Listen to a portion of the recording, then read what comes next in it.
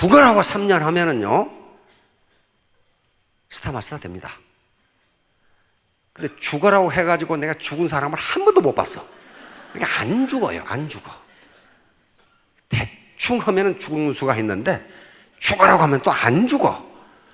그런데 이때 바로 이 덕박이전, 스타까지 올라가는데 덕이 없어. 밀려서 올라갔는데 지소 못해. 별로 아는 것이 없어. 다시 말하면 마케팅 설명도 모르지, 제품 설명도 안 되지, 비전 설명도 안 되지. 이걸 잘하는 리더들은요, 각 센터에서 서로 오라고 그래. 와서 설명 좀 해주시라고.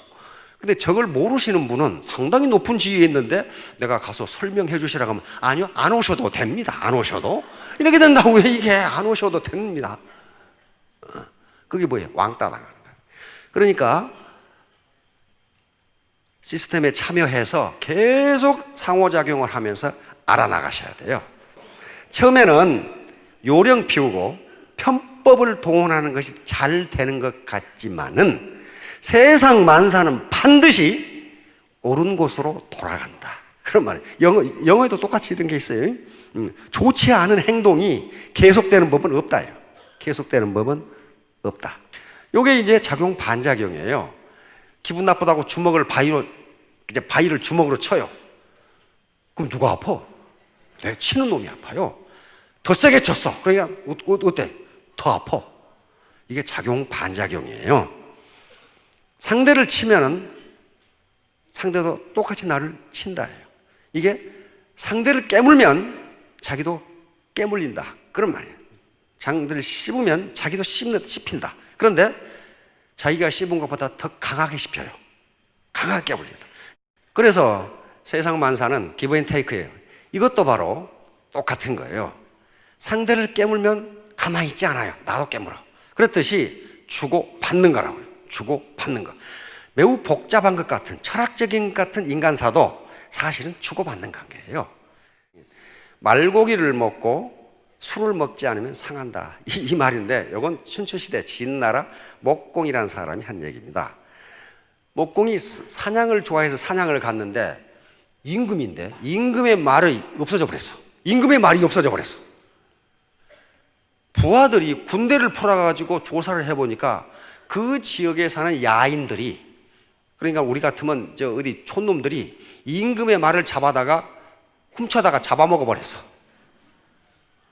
임금의 말을 훔쳐다가 잡아먹어 버렸으니 그거 어떡하겠어요, 그거.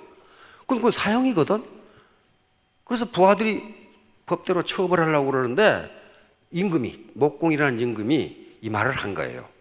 군자는, 다시 말하면 신사는 그 말이에요. 신사는 동물 때문에 사람을 해치지 않는 법이다. 내가 들으니 옛말에 좋은 말고기를 먹고 술을 먹지 않으면 몸이 상한다고 한다. 저들에게 말고기를 안주로 먹으라고 술을 내려라. 이렇게 된 거예요. 그러니까 어때요?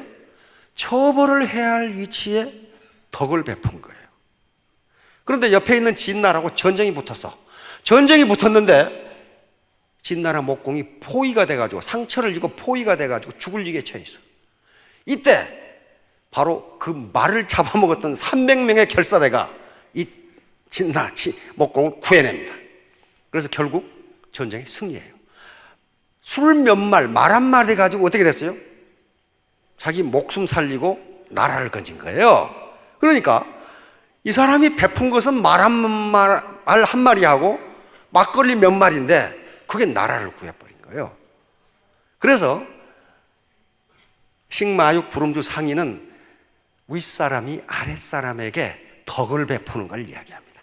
덕을 베풀면 거기 돌아오는 보답은 베푼 덕보다 훨씬 크다. 그걸 지금 나타내는 거예요. 이건 지금 필라델피아에서 있었던 얘기입니다. 위즈덤 스토리라는 책에 있는 내용인데요. 필라델피아에 어느 소나기가 퍼붓는데 초라한 할머니가 피를 철철 맞고 다리까지 아파가지고 다리를 쩔룩쩔룩 하면서 백화점으로 갑자기 들어와서 비가 막 퍼부니까 피를 철철 맞고, 그러니까 백화점 여직원들이 그냥 인상을 찌푸리면서 무슨 거지가 들어와가지고. 근데 이때 페리라는 청년이 할머니 의자에 앉아서 쉬었다 가시죠. 이러면서 은혜를 베풀었어. 은혜를 베풀었는데 2개월 후에 이 백화점 사장에게 편지가 왔어요. 스코틀랜드 성을 장식할 물건을 우리가 살 테니 계약하러 스코틀랜드로 오시오. 그리고 다음 분기에 이 카네기 철강, 그러니까 US 스틸이죠. 카네기 철강에서 쓸 물건을 당신 백화점에서 살 테니 계약합시다. 이때 반드시 페리라는 청년을 보내세요. 이렇게 된 거야. 그런데 그 계약 내용이 이 백화점이 2년치 이윤보다 커. 사장이 깜짝 놀랐어요. 도대체 이 할망구가 누군지 알고 보니까 바로 세계 최고 부자 앤드류 카네기의 어머니예요. 이 비마진 세계 최고 부자예요.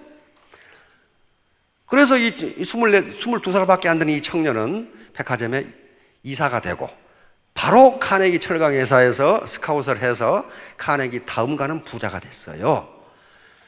나가시면 혹시 비 맞은 할머니가 계시면은 의자라도 좀, 경주 오니까 무슨 보리빵이 그렇게 많아. 보리빵이라도 좀